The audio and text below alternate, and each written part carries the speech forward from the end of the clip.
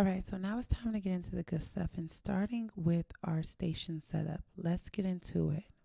All right, so when you look at my tray, you see the mapping tools, which is 2 brow pencils that are black or white, depending on the client, mapping string, a ruler, or measuring tool, micro brushes, brow razors and scissors, and of course the thread.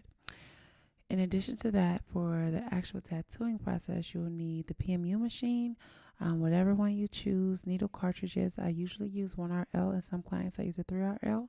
Pigment for various skin tones, pigment rings that go into the pigment holder, and then you need your numb, your skin cleanser, your cotton rounds, the tattoo butter, and a mirror for your client to view.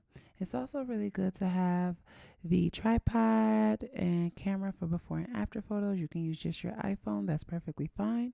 And then, of course, a great source of light is key. I also like to ensure that I have all of the sanitary things that I need. So make sure you have the right barrier film, the Cavicide wipes, the sharps container, and medical grade gloves. Is very, very, very important. And also have some to cover your bed. And yeah, that's pretty much it.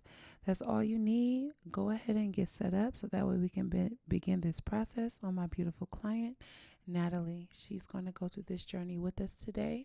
So let's begin.